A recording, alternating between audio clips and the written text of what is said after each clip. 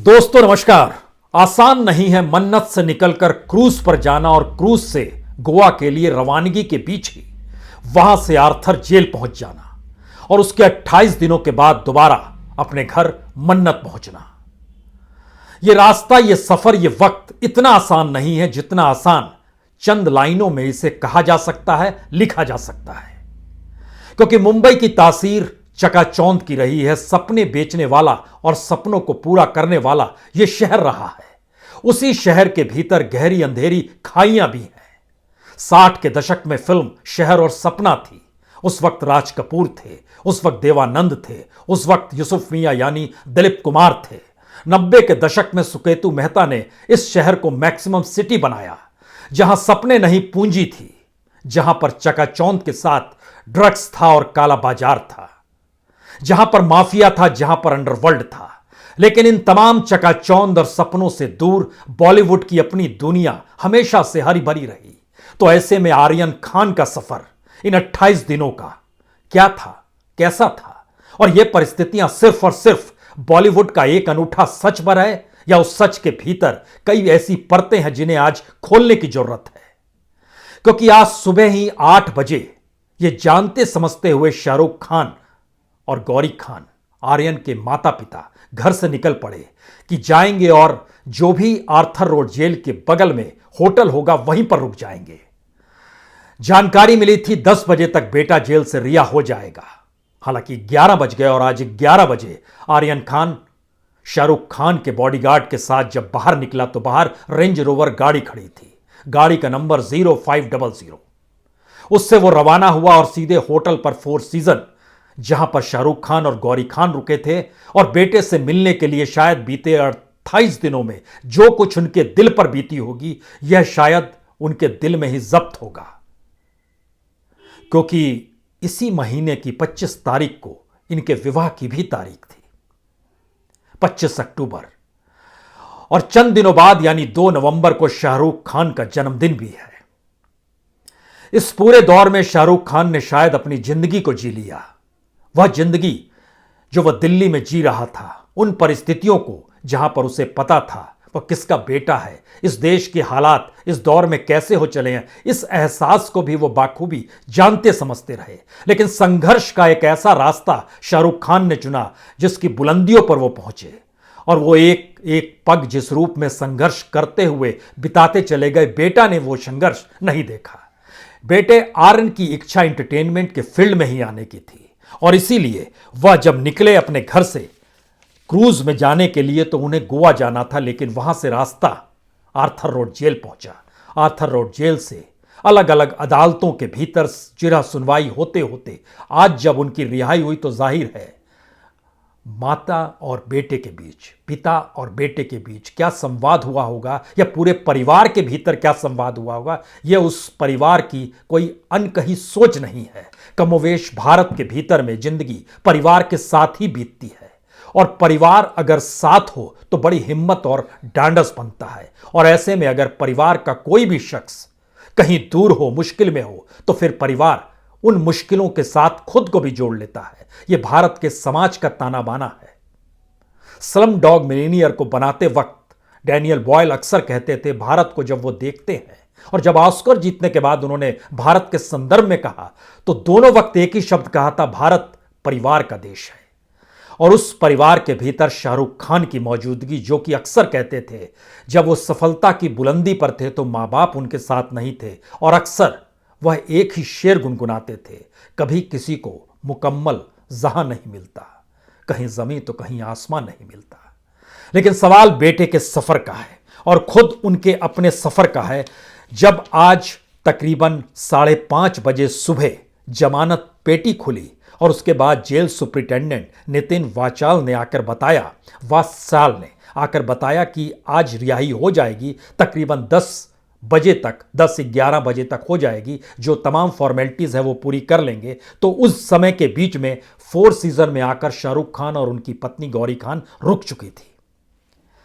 रिहाई के मद्देनजर परिवार के भीतर के संकट, वकीलों की जिरा, अलग अलग कोर्ट्स में, चाहे वो एनडीपीएस की स्पेशल कोर्ट हो, सेशन कोर्ट हो, हाई कोर्ट हो, इस दौर को सफर करते हुए शायद किसी भी अपनी फिल्म की स्क्रिप्ट या अपने जिंदगी के संघर्ष की परिस्थितियों को शाहरुख खान ने इस तरीके से इन 28 दिनों में जो भी जिया है वो नहीं जिया होगा। और शायद बॉलीवुड के भीतर सुनील दत्त ही एकमात्र शख्स हैं और संजय दत्त ही वो शख्स हैं जिन्होंने इन परिस्थितियों को देखा है जहां ग्लैमर, चकाचौंध, समाज से मान्यता मिल जाना और उन परिस्थितियों के बाद भी अंधेरी काली गुफाओं में जेल में ठहरना और उन सब के बीच आरोप प्रत्यारोप और सियासत की अपनी हरकत, ये सारी चीजें उस परिवार ने देखी और अब शायद शाहरुख खान है।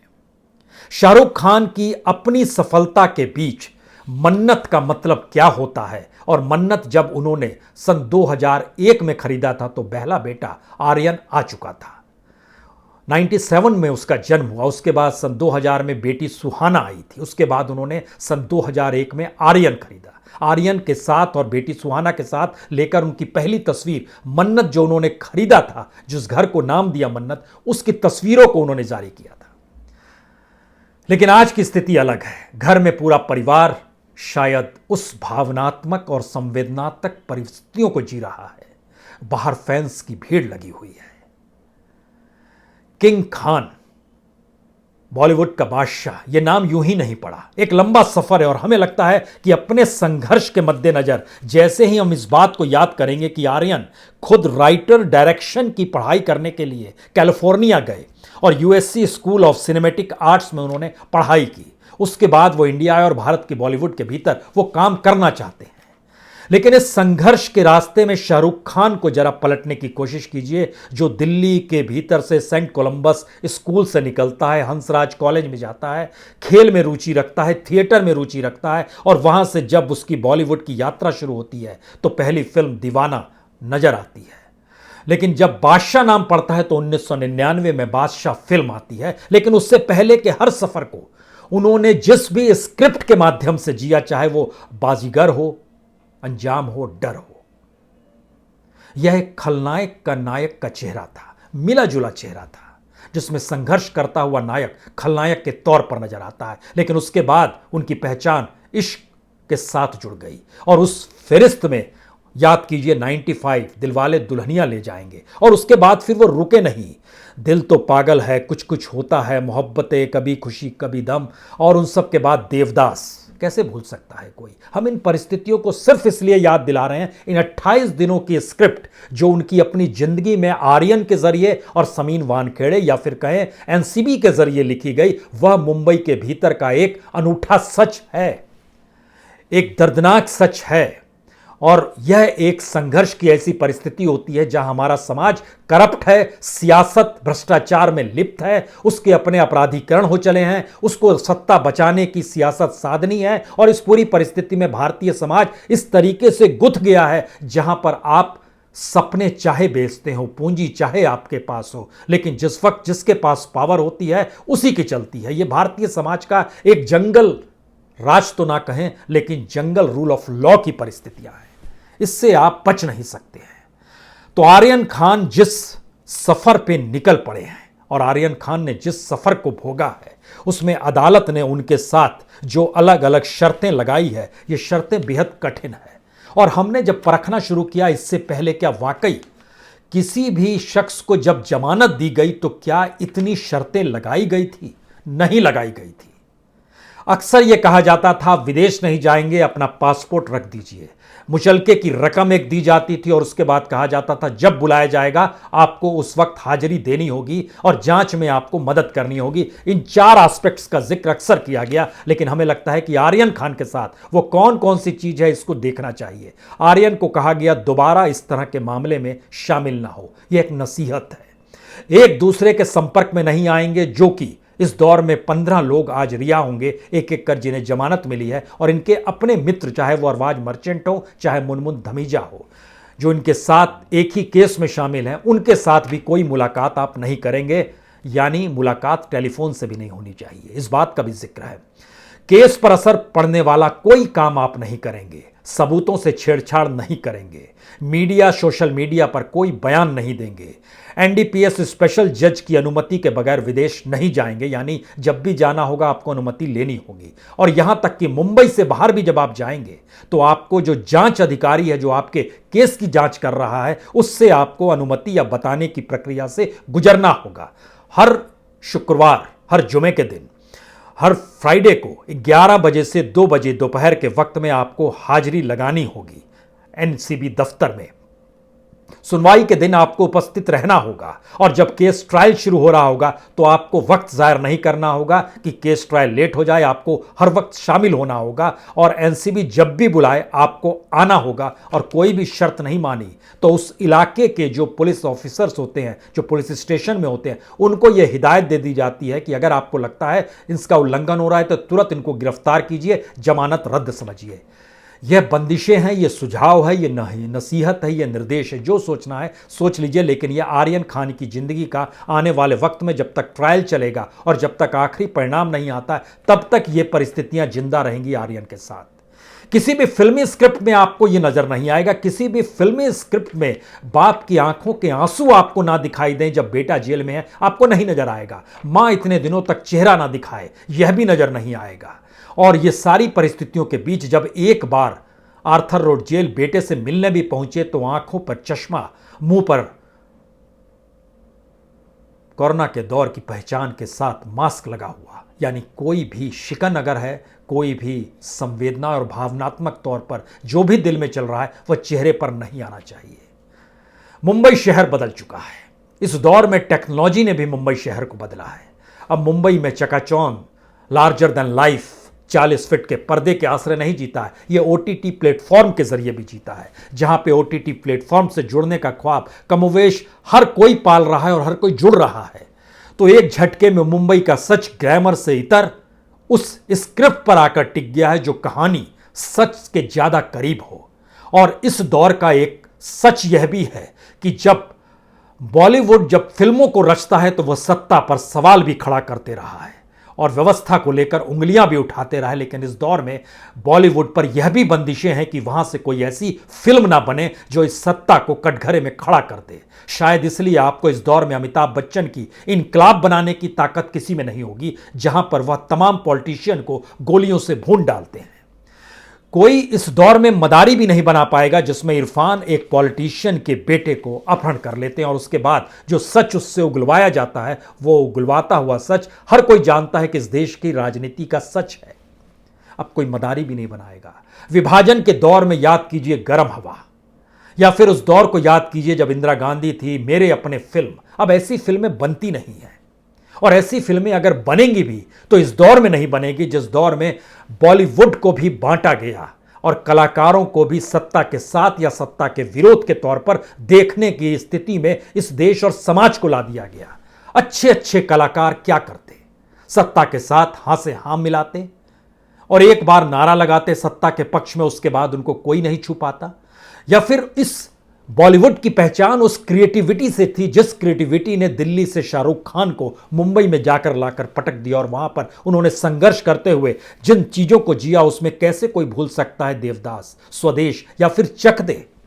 कैसे भूल सकता है my name is Khan, I am not a terrorist? इस फिल्म को कोई कैसे भूल सकता है? और आखिर में याद कीजिए रईस फिल्म भी आई थी 2017 में, उसको लेकर भी कई सवाल थे। वो गुजरात के भीतर में जिस तरीके से वहां पर शराब की पाबंदी के बावजूद शराब बिकती थी और वहां पर माफिया था, लेकिन उस कैरेक्टर को पकड़ा गया जो उस पुराने दौर का था। सवाल है इस दौर में आप अगर आपकी क्रिएटिविटी खत्म कर दी जाए तो मुंबई की पहचान सपनों की नहीं रहेगी, पूंजी, माफिया, अंधेरे, ड्रग्स और गहरी खाइयों के साथ ही उसकी पहचान जुड़ेगी। लेकिन याद कीजिए 60 के दशक में जब हम आपसे शहर और सपने का जिक्र कर रहे थे, गांव की सोंधी खुशबू को लेकर गांव से निकलकर मुंबई में मजदूर करता हुआ शख्स जब पैसा कमा के अपने घर लौटता था और आंगन में कोई दीवार खड़ी होती थी तो उसके साथ उसकी कहानियां जुड़ी होती थी। उसने देखा है दिलीप साहब को, उसने देखा है देव साहब को, उसके जहन में कहीं ना कहीं रेंगता है राज कपूर का मेरा जूता है जापानी।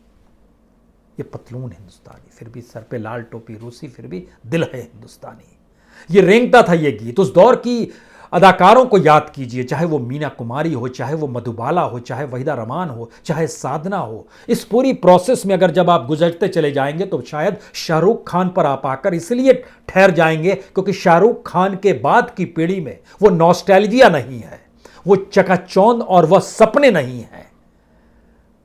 और शायद शाहरुख खान इस पूरी कड़ी में जब आप निकल कर आते हैं, उस तीन तिकड़ी के बाद राजेश खन्ना और अमिताभ बच्चन होते हुए आप शाहरुख खान तक आते हैं, उसके बाद के कलाकारों की आपको एक पूरी फौज नजर आएगी, लेकिन नॉस्टैल्जिया नजर नहीं आएगा। जिंदगी जीते वक्त उनके सपनों में खो जाने की परिस्थितियां नजर नहीं आएंगी, जो बॉलीवुड की एक पहचान रही और भारत के समाज के भीतर का ताना बाना इसलिए बुना गया फिल्मों के जरिए क्योंकि वहां पर गीत साथ संगीत था। और भारत की पहचान क्या है? गांधी, गंगा और गीत, यही तो तीन पहचान है। इन तीन पहचानों के आसरे बॉलीवुड जिस अंधेरी खाई में ढकेला गया, या फिर पूंजी ने जिस मुनाफे की दिशा में ले जाने की परिस्थितियां बॉलीवुड में शामिल होने वाले जो नए नए लड़कों को उस दिशा में ढकेल दिया जहां वो असफल हो जाए तो फिर वह अंधेरी दुनिया में समा जाए, ये सारी परिस्थितियां किसी स्क्रिप्ट में आपको इस तरीके से नजर नहीं आएगी जो बीते 28 दिनों में मन्नत से क्रूज और क्रूज से आर्थर रोड जेल और उसके बाद तमाम अदालतों से होते हुए दोबारा मन्नत तक का रास्ता तय कर चुकी है। लेकिन ये परिस्थितियां जिन स्थितियों के जरिए जीवन लेती हैं वह दरअसल स्क्रिप्ट होती है, और संयोग ऐसा है कि स्क्रिप्ट डायरेक्शन को लेकर ही, यानी स्क्रिप्ट डायरेक्शन की पढ़ाई ही कैलिफोर्निया में आर्यन खान ने की है। और अब शायद उनकी स्क्रिप्ट में आने वाले वक्त में जब बंदिशें ना हो, जब बांटने की परिस्थितियां ना हो, समाज के भीतर मोटी लकीर सियासत ना खींच रही हो और सत्ता के भीतर के टकराव की परिस्थितियां ही हैं जिसमें कुछ राहत सियासत ने इस दौर में आर्यन खान को भी दे दी। राज्य सरकार और केंद्र सरकार के भीतर का टकराव, केंद्र की तमाम एजेंसियां राज्य सरकार के खिलाफ है और राज्य सरकार हर तरीके से केंद्र की एजेंसियों का विरोध करते हुए या केंद्रीय सत्ता का विरोध करते हुए अपने यहां की परिस्थितियों को जिंदा रखना चाहती है, और शाहरुख खान उसी की उपज है तो वह उसके साथ खड़ी है। दिल्ली से कुछ दूरी पर नोएडा, नोएडा से चंद फरलांग की दूरी पर ग्रेटर नोएडा और उसके बाद जेवर, जहां पर नया फिल्म सिटी बनाने की स्थितियां पैदा की जा रही है और कहा जा रहा है पूरे बॉलीवुड को खींचकर हम यहां ले आएंगे, क्योंकि बिहार और उत्तर प्रदेश से ही तो मजदूर बनकर या कलाकार बनने की खोज में लोग बॉलीवुड जाते हैं, तो क्यों नहीं उस पूरे बॉलीवुड को हम नए सिरे से उत्तर प्रदेश में बसा दें। हो सकता है यह भी सियासत हो सकता है यह भी उस साजिश का हिस्सा हो सकता है, यह भी उस बिजनेस का हिस्सा हो सकता है, यह भी डेवलपमेंट का हिस्सा हो, लेकिन अनूठा या क्रूर सच यह है कि मुंबई के भीतर गरीबी मुफलिसी अब भी पुरानी परिस्थितियों से ज्यादा बुरी स्थिति में जी रही है। और अभी भी प्रवासी मजदूरों का जाना मुंबई रुका नहीं है। इस दौर में लौटे जरूर, लेकिन दोबारा उसी दिशा में कदम भी बढ़ रहे हैं। और इस दौर में लोग बॉलीवुड की दिशा में अभी भी अपने आप को उस चकाचौंध में समेटने के लिए निकलते जरूर हैं। अलग अलग प्लेटफॉर्म्स जरूर खड़े हो गए, लेकिन क्या इन 28 दिनों का सच किसी स्क्रीन पर रेंग पाएगा? और स्क्रीन पर रेंग पाएगा तो इतने क्रूर तरीके से सामने आ पाएगा जो नजर इस दौर में नवाब मलिक और बीजेपी के नेताओं के बीच टकराव के जरिए उभरा, जो एनसीबी जैसी एजेंसी और उससे पहले सीबीआई और ईडी की एजेंसी के जरिए और खुद राज्य सरकार की अपनी महाराष्ट्र और मुंबई पुलिस जिस रूप में काम करती रही, क्या ये परिस्थितियां टकराव के तौर पर उभर पाएगी? जो गोसावी है उसको लेकर 4-5 केस और उस पर हो चले हैं, वो सारे के सारे उस पर करप्शन के केस हैं, धोखाधड़ी के केस हैं। लेकिन सच यह भी है कि इस दौर में एनसीबी जिन्हें भी अपना चश्मदीद बनाती थी, उन चश्मदीदों को लेकर जब हमने अध्ययन करना शुरू किया कि वो चश्मदीद कौन थे और क्या वाकई वो चश्मदीद जिस तरीके से बनाए जाते हैं वो सारे चश्मदीद के तौर पर रहते हैं, तो यकीनन नहीं रहते हैं। आर्यन के केस में जो चश्मदीद थे उसमें कोसावी भी था, उसमें आदिल फजल उस्मानी भी था, उसमें मनीष भानुशाली भी था, उसमें आरेज गोमेज भी था, उसमें वांकर भी थे, उसमें अपर्णा राणे भी, उसमें प्रकाश बहादुर भी, उसमें शोएब फैज भी, उसमें मुजाविल इब्राहिम भी। और इसके बारे में एनसीबी की अपनी गाइडलाइंस कहती है कि जो भी विटनेस हो वो स्वतंत्र हो और किसी भी तरीके से वो एजेंसी यानी एनसीबी अगर जांच कर रही है तो उस पर आश्रित ना हो। वो मैटेरियली भी हो सकता है यानी मॉनिटरी भी हो सकता है और दूसरे एस्पेक्ट से भी हो सकता है। लेकिन मनीष भानुशाली कई केसेस में इससे पहले विटनेस रहे, गोसावी कई केसेस में विटनेस रहे जबकि वो वांटेड हैं। और इतना ही नहीं, सैयद जुबैर अहमद जो इस केस में भी हैं, वह इससे पहले भी 3 केसेस में गवाही दे चुके हैं, यानी विटनेस रहे हैं। अब्दुल रहमान इब्राहिम, वह भी केस नंबर 7/2021, केस नंबर 18/2021, उसमें भी वह गवाही दे चुके हैं। उस्मानी, वह तो 5 केसेस में इससे, यानी ये केस का नंबर, जो आर्यन केस का जो नंबर है वो केस नंबर 94/2021 है। लेकिन इसके अलावे जो केसेस, जो इसी दौर में, जो समीर वानखेड़े के दौर में जो केसेस आए हैं, पहला केस नंबर याद कीजिए 27, उसके बाद 35, उसके बाद केस नंबर 36, उसके बाद केस नंबर 38। उस्मानी जोगेश्वरी में रहते हैं। लेकिन कोई भी शख्स विटनेस के तौर पर हमेशा उपलब्ध रहे तो उसके बाद कुछ सवाल उठते हैं, जिसका जिक्र भानुशाली ने यह कहकर किया कि ब्लैंक पेपर पे हस्ताक्षर किए गए, यानी हम आपको विटनेस रख लेंगे, आपको आके सिर्फ साइन कर देना है, तो साइन भी पहले ही ले लेते हैं और किसी जगह छापा मारने के बाद वहां पर जो पंचनामा तैयार होता है वो हस्ताक्षर पहले और उसके ऊपर पंचनामा लिख के उसके हस्ताक्षर ले लिए जाते हैं, हस्ताक्षर पहले से हैं। यह स्थिति विटनेसेस के साथ यह रिपोर्ट निकल कर आ रही है कि इससे पहले जो भी विटनेसेस थे 4-4, 5-5 केसेस में 2020-21 के दौर में ही रहे हैं, यानी समीर वानखेड़े जब वहां पर आए उसी दौर में रहे हैं। विटनेसेस हमेशा नए होते हैं, विटनेसेस हमेशा इंडिपेंडेंट होते हैं, विटनेसेस हमेशा एक ही नहीं रहते हैं कि आपकी पहचान और परिचय, यानी आपसे उनके संबंध ऐसे विटनेसेस नहीं होते हैं। लेकिन यह सब कुछ हो रहा है। क्या ऐसी परिस्थितियां इस देश के भीतर में अगर सबसे बेहतरीन जांच एजेंसियों के साथ जुड़ जाएगी और सियासत का ताना बाना अगर इस देश के भीतर में जांच प्रक्रिया से जुड़ जाएगा और इस दौर में जांच एजेंसियों की पूरी प्रक्रिया खुद को पाक साफ बताने के लिए या फिर अपनी जांच को बेहतर दिखाने के लिए या फिर अपने छापे मारने को और अपनी सफलता को बतलाने के लिए, जिससे प्रमोशन भी मिले और नेताओं की आंख का तारा भी बन जाए, वह गलत तरीके से अगर करने पड़ेगी, तो क्या बॉलीवुड और क्या मुंबई शहर, इस देश की तमाम सामाजिक परिस्थितियों का ताना बाना टूट जाएगा और सब कुछ उस कानून के राज पर हावी हो जाएगा, जो कानून का राज सत्ता और सियासत की उंगलियों पर नाचता होगा और जिसे ब्यूरोक्रेट अपने तरीके से चलाते होंगे। इंतजार कीजिए, हो सकता है सिल्वर स्क्रीन पर कभी कोई फिल्म ऐसी भी नजर आए जो इस देश की सियासत का एक ऐसा चेहरा प्रस्तुत करे जो बता पाए भारत के समाज के भीतर बैठे हुए उन फैंस को भी जो इस वक्त मन्नत के बाहर खड़े हैं, उन लोगों को भी जो आर्थर रोड जेल के बाहर खड़े रहे और शायद अलग अलग मौके पर अपने फैंस की एक झलक देखने के लिए बेचैन रहते हैं। वह वोटर भी होते हैं, वह नागरिक भी होते हैं, वो फैंस भी हैं। और सपने अगर जिस देश में मर जाएं वह देश मर जाता है। सपने अगर कोई पालना छोड़ दे तो वह रोबोट हो जाता है। सपने ही नहीं रहेंगे तो फिर जिंदगी कहाँ बचेगी। और सपनों को बेचने वाला शहर इस दौर में कंक्रीट में और शायद पैसे के दलदल में और शायद ड्रग्स में और शायद सियासत की गहरी अंधेरी खाइयों में खोने लगा है। बचा लीजिए, बहुत बड़ी बात होगी। बहुत बहुत शुक्रिया, बहुत बहुत शुक्रिया।